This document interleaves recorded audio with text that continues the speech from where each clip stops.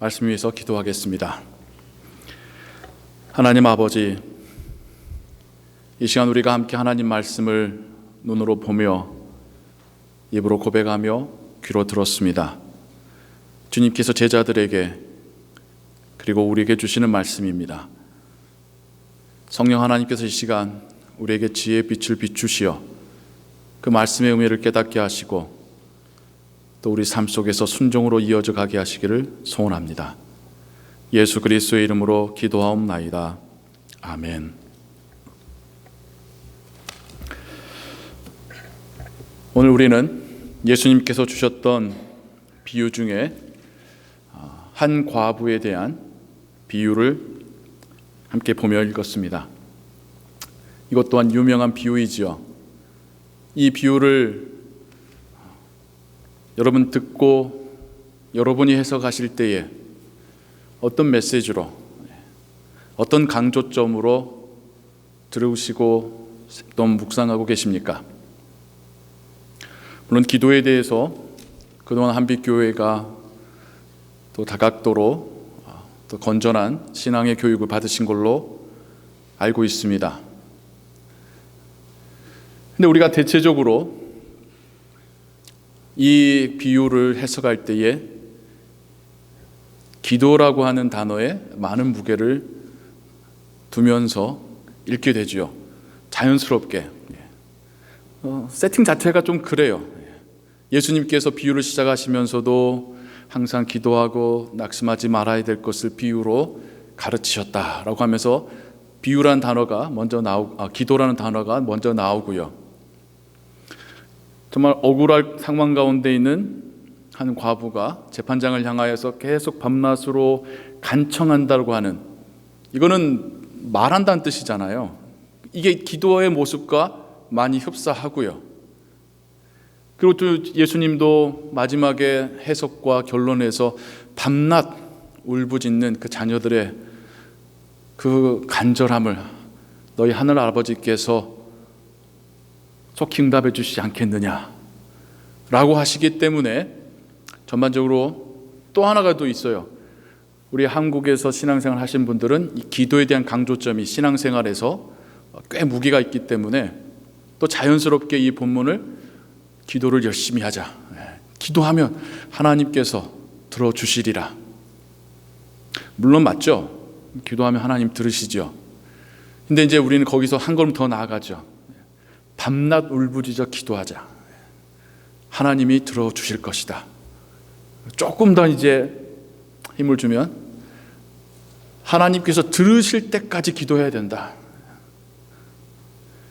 이걸 또 잘못 해석하면 내 기도를 하나님 들지 않으시는 것은 내가 충분히 밤낮 울부짖어 기도하지 않았기 때문이다 라고 연결을 시켜 해석하곤 하죠. 그러면 거기까지 가면 우리 삶에 일어나는 어려움의 책임은 누구한테 있는 겁니까? 우리한테 있게 되는 거잖아요. 왜요? 우리가 충분히 하나님 보좌를 흔들 정도로 밤낮 울부짖어 기도하지 않았기 때문에 이 문제가 해결되지 않았다고 하는 논리로 결론이 나오지 않습니까? 그래서 이 비유는 좋은 의도로 시작했지만 실제적으로 우리에게 다가와 삶으로 적용하려 할 때는 우리에 대한 책임론, 여전히 내가 부족해 라고 하는 생각으로 멈추게 되고 다시 힘이 빠지죠. 나는 정말 내 기도는 하나님께 안 들릴 정도인 건가? 내 삶은 내가 기도로 바꿀 수 없는 건가? 그런 나 자신에 대한 어떤 원망과 비난으로 끝나버리게 되죠. 그래서 불편한 비유이기도 합니다. 그렇지 않습니까? 여러분들과 이 비유를 다시 좀 찬찬히 보기를 원합니다. 그리고 비유를 보면서 우리가 마지막에 해결되지 않은 한 가지가 있어요. 앞에 재판관의 이야기든 과부의 이야기든 다 이해가 돼요. 근데 마지막에 예수님이 그러나 인자가 올 때에 믿음을 보겠느냐 라고 하시는 말씀이 이해가 안 돼요. 그럼 그 앞에 이야기하고 연결시켜서 억지로 꿰어 맞추기를 거봐. 우리 기도는 하늘 보좌를 흔들 정도의 그 믿음의 기도가 아닌 거야. 그래, 그렇게 해석들을 하곤 합니다. 여러분들과 한번 다시 생각해 보려 합니다. 진짜 예수님께서 말씀하신 의도는 뭘까? 다시 한번 생각해 보길 원합니다. 먼저는 예수님 당시의 시대를 한번 보겠습니다. 물론 여러분들도 어느 정도의 지식이 있으시지요. 부조리한 세상이었습니다. 사회의 질서가 세워지질 못하였었고, 있어도 물론 로마의 질서였지만, 로마의 법이었지만, 속국이었었던 그 땅에 힘없는 자들에게까지 공정하게 적용될 것을 기대할 수 없었습니다. 로마의 법은 로마의 시민에게만 공정한 법이었습니다. 그러니 유대 사회에서의 또 다른 질서가 생겨나게 되죠. 민족적인 질서, 문화라는 질서, 그들 자체적으로 갖고 있었던 율법이라는 질서가 로마의 법 위에 다시 한번 일반 사람들의 어깨에 눌려져 있었던 법이었습니다. 그리고 그 법에 대한 해석과 적용은 당시에도 힘 있는 자들, 부유한 자들, 권력 있는 자들에게 친화적인 그런 법이었고, 그런 법의 해석과 적용이었었습니다. 경제적으로도 부조리한 사회였고, 정치적으로도 부조리한 사회였고요. 인종적으로도 마찬가지입니다. 이스라엘 민족의 뿌리 깊은 인종차별적인 시선은 그 당시에서도 마찬가지였습니다. 성전의 구조를 봐서도 우리가 알 수 있잖아요. 인종과 성에 대한 차별이 얼마나 심했었는지요. 그런 상황들 속에서 예수님께서 이 비유를 주고 계시답니다. 우리가 오해하게끔 만들었었던 한글의 성경의 번역이 있어요. 그건 바로 수차례에 걸쳐서 등장하는 원한이라는 단어입니다. 원한이라는 단어가 한 5번 정도 나와요. 과부의 원한을 계속해서, 재판관도 그 과부의 원한을 풀어주지 않, 하나님께서도 그 원한을 풀어주시지 않겠느냐. 원한 이야기가 자주 나옵니다. 근데 한글에서 원한이라고 하는 단어의 뉘앙스는 개인적인 감정의 의미죠. 우리가 원한 이야기할 때에 우리 한이 맺혔다라는 표현 쓰지 않습니까? 근데요, 그 단어를, 그 원어의 단어를 영어 성경에서는 어떤 단어로 번역했냐면 justice로 번역했습니다. 공의로 번역을 했습니다. 우리가 갖고 있는 원한이란 단어하고 좀 뉘앙스가 다르죠. 우리는 과부가 재판관에게 간청하는 부분이니까 원한이란 단어로 좀 더 유추해서 해석했던 것 같아요. 과부가 얼마나 한이 맺혔으면, 굉장히 동양적인 우리의 또 문화권에서 일어날 수 있는 상황들이지 않습니까? 근데 그 단어에 대해서 예수님이 사용하신 단어나 또 그것을 번역한 영어 성경 보면 justice라고, 잘못된 일에 대한 심판으로 번역되고 있습니다. 예수님께서 이 비유를 말씀하신 상황들 가운데 그 이야기를 듣는 무리에게나 또 누가복음이 적혀질 때에 그 초대교회의 성도들에게나 저스티스의 문제를 하나님과 주님은 말씀하고 계시더라는 겁니다. 저스티스와 원한을 조금 더 우리가 구분해 보자면, 우리는 하나님께 기도한다고 할 때에 많은 부분에 있어서 나의 개인적인 위시, 바램을 기도하곤 합니다. 더 나아지기를, 더 좋은 삶을 살기를, 내 자녀들이 더 나은 삶을 살기를 바라는 기도가 우리 기도의 많은 부분들을 차지하지요. 근데 예수님께서 지금 말씀하실 때에 저스티스라는 개념을 가지고 생각을 해본다면, 예수님은 주님의 제자들이나 초대교회 성도들이나 우리들이나 이 세상 살면서 불의에 의하여서 고난받는 것에 대하여 말씀하고 계시다는 겁니다. 불의에 의해서 억울한 일 당하고 고통받는 그 상황에 대하여서 말씀하고 계시는 것입니다. 내가 조금 더 하나님께서 주시는 그 데일리 브레드, 그 만나보다 더 갖고 싶어 사는 기도가 아니라 여전히 죄가 지배하고 온 이 세상 가운데 하나님의 자녀로 그리스도의 제자로 살아가면서 우리의 신앙적인 정체성 때문에 받는 그 억울한 일에 대하여서 주님은 비유로 말씀하고 계십니다. 앞으로 주님의 제자들이 겪을 일이요, 초대교회 성도들과 다가오는 세대의 그리스도인들이 겪을 그 신앙 때문에 겪게 될 고난에 대하여서 예수님이 비유로 말씀하고 계십니다. 이 18장 바로 앞에 있는 17장 후반절에도 예수님이 제자들에게 하시는 이야기는 말세에 일어날 이 세상에 임할 환난에 대하여 말씀하십니다. 그러면서 예수님이 이 비유를 통하여 항상 기도하며 낙심하지 말아야 될 것을 비유로 말씀하셨다. 그렇다고 한다면 이 과부의 이런 간청을 우리가 하나님께 받아내고 싶은 것을 주실 때까지 우리 흔히 하는 말로 하늘 보자 흔들고 하나님이 내 뜻대로 행하실 때까지 밤낮 하나님을 괴롭히듯이 기도하라고 하는 그런 주님의 메시지는 아닐 것입니다. 한 가지 더요. 우리가 글을 읽을 때에 강조점을 어디 두냐에 따라서 해석이 많이 바뀌어져요. 항상 기도하고 낙심하지 말아야 될 것은, 우리 동양의 문화는요, 기도의 문화가 있어요. 하나님을 알기 전에도 자연신에게 기도했었고 죽음 이후의 신에게도 기도했었고 기도하고 비는 것이 문화적으로 우리는 젖어 있었던 민족이었습니다. 그래서 기도에 대한 기독교의 가르침을 쉽게 이해하고 받아들일 수 있었죠.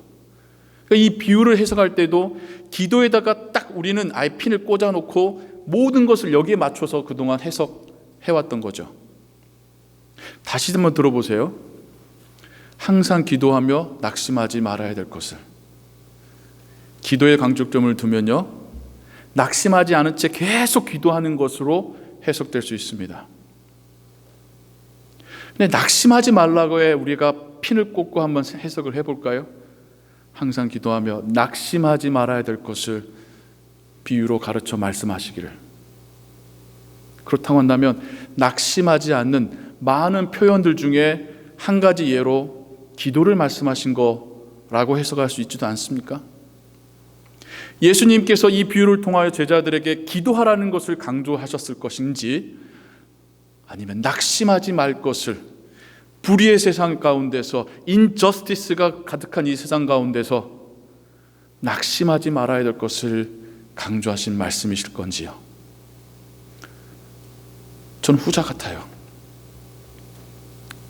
그 앞의 말이나 그 안에 계속해서 흘러가는 주제나 그 다음에 오는 이야기들이나 낙심하지 말라는 것이 예수님의 강조점이지 않을까. 그러면서 한 재판관과 한 과부의 이야기를 비유로 말씀해 주십니다. 이 재판관에 대해서 예수님께서 조금 더 상황 설명을 해 주셔요. 불의한, unright, unjust, 정의롭지 못한 재판관이라고 하는 수식어로 이 백그라운드 세팅이 무엇인지를 설명해 주십니다. 그러면 그 당시의 사람들은 딱 그려지는 상황이 있어요. 한 과부가 억울한 일을 당했고 해결해 줘야 될 재판관은 불의합니다. 그러면 이거는 우리식으로 하자면 이야기 끝났습니다. 가능성이 별로 없어요. 당시에는요, 재판정에 들어가서 소송을 제기하고 억울함을 말하고 판결을 받을 수 있는 사람들은 남자였습니다. 홀로 된 여자가 억울한 일을 당했을 때에 그 친척 중에 남자가 대신해서 대리해서 소송해 줄 수는 있어도 여성이 소송의 주체가 되지는 못했었어요. 불의한 재판관이라고 하는 표현 자체가 그 당시 사람들에게나 우리에게 주는 정보는 이 사람은 뇌물 주지 않고는 움직이지 않겠구나. 그렇잖아요. 우리 이야기 딱 들을 때에 밤낮 부르짖어서 괴롭히는 것보다 한 차례에 뇌물 주면 쉽게 해결될 일이 있건데 라는 생각이 우리한테 먼저 들지 않습니까? 그런데 과부는 그렇게 할 경제적인 능력도 안 됐습니다. 그녀가 할 수 있는 거라고는 아무것도 없어요. 그러니까 밤낮 그 재판관을 괴롭히는 것뿐이겠죠. 이 비유를 들을 때에 제가 항상 예수님의 비유 가운데 라고 하는 조금 좀 의아한 자연스럽지 못한 포인트가 하나씩 꼭 있다고 말씀드렸었죠. 저는 여기에서 이 과부의 모습에서 그걸 발견합니다. 누가 봐도 가능성이 없어 보이는데 왜 과부는 그렇게까지 밤낮으로 울부짖고 자신의 억울함을 호소하고 있는 것일까? 왜?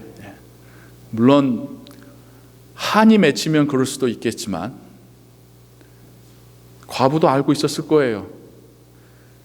저 재판관은 내가 뇌물 주기 전에는 움직이지도 않을 사람이라는 거.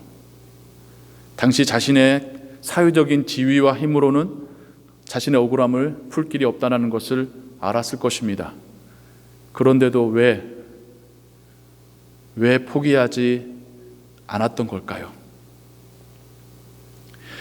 이 비유를 해주시면서 주님께서 이제 그것에 대한 설명까지 후반부에 해주시죠. 하나님께서 택하신 자들의 밤낮 울부짖는 그 소리를 듣지 않으시겠느냐? 그 원한을, 그 저스티스를 풀어주시지 않겠느냐? 그러면서 하시는 말씀이 인자가 올 때에 믿음을 보겠느냐? 저는 이 말씀이 너무 어려웠었어요. 왜 과부 이야기를 하시고 기도 이야기를 하시다가 낙심하지 말라고 하시다가 왜 믿음 이야기를 하시는 걸까? 그렇지 않습니까, 여러분들은? 갑자기 믿음의 이야기는 왜 예수님이 하셨을까요? 그러면서 버뜩 깨달은 게 우리가 믿음이란 단어의 데피니션, 정의로 알고 있었던 그 내용은 많은 부분 사도 바울에게서 왔다라는 것을 깨닫게 되었습니다. 무슨 말이냐고요? 우리가 알고 있는 믿음의 단어, 우리가 믿음 이야기할 때 뭘 이야기합니까? 하나님께서 메시아를 보내셨고 메시아가 나를 위해 십자가에 죽어주셨고 그 흘린 피가 내 죄를 씻으셨다라고 하는 것을 믿을 때에 그 믿음으로, 그 믿음만으로 우리가 구원받을 수 있다라고 하는 것, 그게 우리가 믿음이라는 단어에 알고 있는 고정된 정의죠. 물론 맞는 말입니다. 하나님께서 사도 바울을 통하여서 우리에게 주신 복음입니다. 진리입니다. 그런데요, 사도 바울이 믿음이란 단어를 쓰면서 그가 부여한 데피니션이 그거였다고 한다면 예수님이 믿음이란 단어를 사용하시면서 거기에 부여하셨던 정의는 사도 바울과는 조금 달라요. 오해하지 마셔야 될 게 사도 바울이 예수님과 딴소리를 했느냐? 아니, 그렇지는 않습니다. 다 하나님 주신 메시지고 진리인데 상황이 좀 달라요. 사도 바울은 선교사로서 이방인들이 하나님의 자녀로 들어오는 그 길을 열었던 사람입니다. 그래서 그에게는 하나님을 알지 못했던 민족이 유대인의 율법을 지키면서 예수님을 믿어야 된다는 것은 어불성설이라고 여겼고, 또 그들도 하나님을 믿고 하나님의 자녀가 될 때에 그들이 원래 가지고 있었던 그 종교적인 전통 속에서 행위로서 신을 만족시킨다라는 것을 버리고 들어오라는 그런 입장에서도 그는 믿음으로 구원받는다는 것을 더 강조했었습니다. 물론 바울이 그것만 말한 건 아니에요.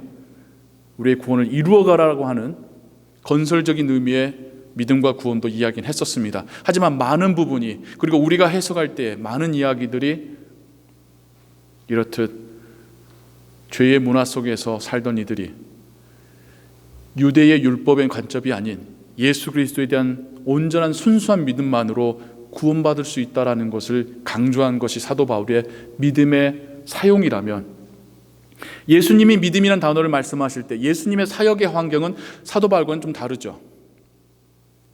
예수님은 이미 하나님을 알고 있는 자들에게 하나님을 믿는 자로서의 어떤 삶에, 어떤 믿음으로 살아갈 것인가를 가르치셨습니다. 그래서 복음서에서 사용되는 예수님의 믿음은 순종이란 의미를 항상 내포하고 있습니다.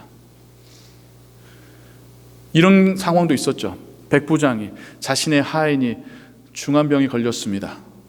예수님께 찾아와서 자신의 하인을 위하여서 치료해달라고. 가실 필요도 없습니다. 말씀만 명하십시오. 그러면 나을 걸 제가 믿습니다. 예수님 그때에 이스라엘의 이만한 믿음을 보지 못했노라고 말씀하십니다.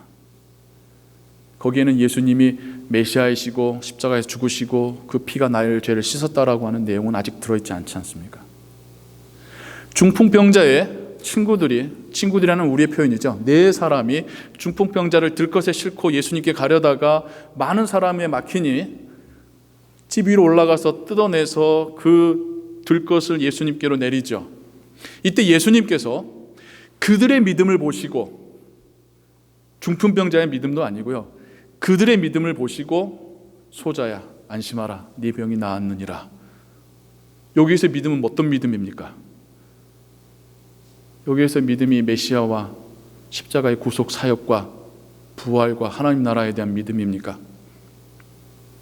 손전이 그냥 이분이 낫게 해주실 수 있다라고 하는 그 믿음으로 들것에 싣고 와서 갈 수 없자 지붕을 뚫어서라도 주님께로 내려보낸 그 순종의 행위로 예수님을 믿음이라는 단어를 사용하고 계십니다.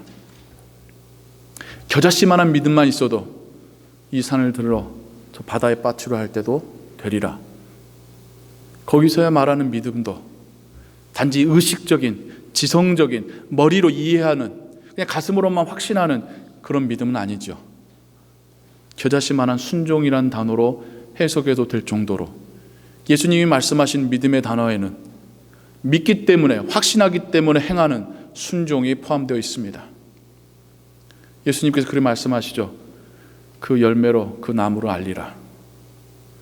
그 열매가 뭡니까? 그냥 머리로 아는 건 아니잖아요. 우리의 삶으로 드러나는, 하나님께 올려드리는, 보여드리는 순종이 열매이죠.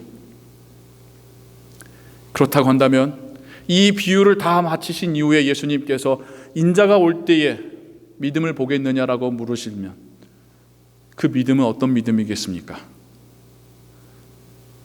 이방인이 예수 그리스도를 통해서 구원받는 믿음이라는 관점보다는 예수님의 제자들이, 예수님 하나님을 알고 있고 믿고 있던 그들이 그 믿음에 의거해서 변치 않는 순종으로 하나님께 나아가는 그런 모습이겠죠. 그 해석을 가지고 예수님이 처음 말씀하셨던 그 서두로 가보겠습니다. 항상 기도하고 낙심하지 말아야 될 것은, 저는 이 첫 번째의 표현과 예수님의 마지막 질문이 서로 향하여서 쌍을 이루고 있다, 연결되어 있다라고 봅니다. 그러면 예수님께서 말씀하신 믿음은 뭐겠습니까? 낙심하지 않고 기도하고 있는 그 모습이겠죠. 낙심하지 않는. 우리가 살고 있는 이 세상이 참 우리로 낙심하게 합니다. 세상이 가면 갈수록 답이 없어 보여요. 나아져가는 것처럼 보이지 않고 더 나빠져가는 것처럼 보여요. 질병도 예전보다도 더 고치기 힘든 질병들이 속출하고요. 정치적인 상황을 볼 때도 언제 화합이 일어날 것인가 암담하고요. 경제적인 건 어떻습니까? 부익부 빈익빈은 날로 갈수록 심해져 갑니다.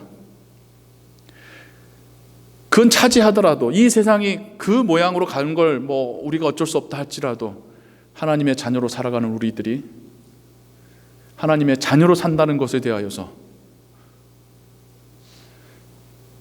기대감이 별로 없습니다.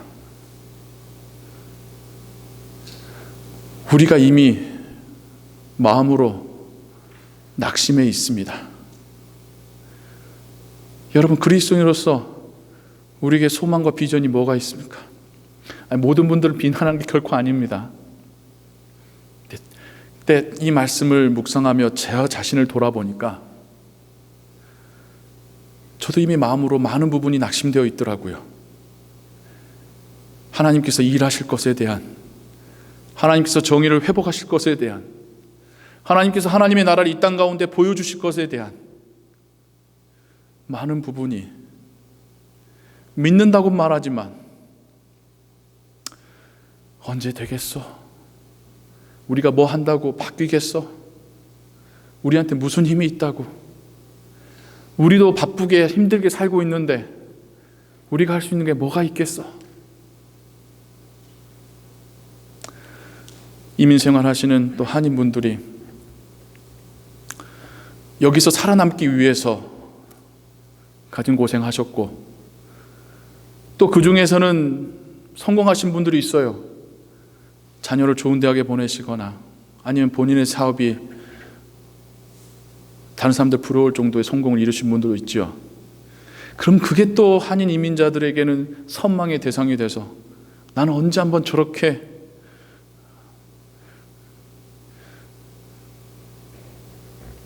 성공할 수 있을까? 내 자녀는 어떻게 하면 저렇게 다른 사람들한테 의시될 수 있을 정도로 성공할 수 있을까? 거기에 더하여서 보이게 보이지 않게 가해져 오는 인종차별의 모습들이나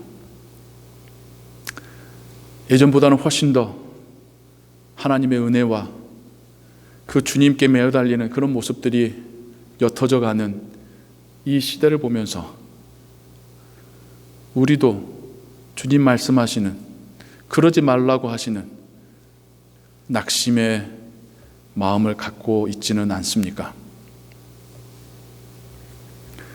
그런데요, 주님의 제자들이나 초대교회나 앞으로 다가올 교회의 성도들을 향하여서 이 비유를 주시면서 낙심하지 말아라 위로하십니다. 지금 당장은 가망이 없어 보이고, 지금 당장은 우리가 불의로 인하여서 고난받을지 몰라도 낙심하지 말아라. 하나님 아버지께서 다 보고 계시고 듣고 계시고 하나님의 공의를 회복하시리라. 제자들에게나 초대교회 성도들에게나 우리에게나 주시는 주님의 약속입니다. 믿음, 순종, 어려운 데서부터 찾지 마시고요, 주님 말씀하신 것처럼 낙심하지 마는 것, 여전히 하나님께 소망을 품고 믿고 바라고 기도하는 것, 거기서부터가 이미 우리는 믿음으로 주 앞에 나아가는 과부의 모습입니다. 여러 가지 암담한 상황들을 겪고 계시는 성도님들이 있을 줄로 압니다. 다른 사람들에게 말 못하지만 오랫동안 가지고 있는 고민들이 있으신 분도 있을 줄 압니다. 낙심하지 마십시오. 우리의 하늘 아버지가 공의로우실 뿐만 아니라 자비로우신 우리의 하늘 아버지가 그 사랑과 공의를 속히 보여주실 것입니다. 이 세상은 하나님의 소유입니다. 하나님께서 회복하시고 하나님께서 그 모습을, 그 영광을 드러내실 것입니다. 이 한 주간을 살아가실 때에 혹 우리의 마음 가운데 낙심과 포기와 실망의 마음이 들어오려 하면 그것은 하나님께로부터 온 마음이 아니니 기도함으로 막아서시고 더 하나님께 의지하시고 하나님께서 행하실 것을 믿고 소망하시고 기도하시는 믿음의 삶 살아가시기를 주님의 이름으로 축원합니다. 기도하겠습니다. 하나님, 우리 아버지, 그렇습니다. 하나님께서 우리의 아버지이십니다. 이 세상이 여전히 사단의 통치 아래에 죄와 유혹으로 가득하지만 그 속에서 하나님의 자녀들이 불의한 일을 당하고 고난을 받지만 하나님, 우리 아버지께서는 그 자비와 그 공의로 나타나실 것을 믿습니다. 우리에게 은혜 베푸심을 믿습니다.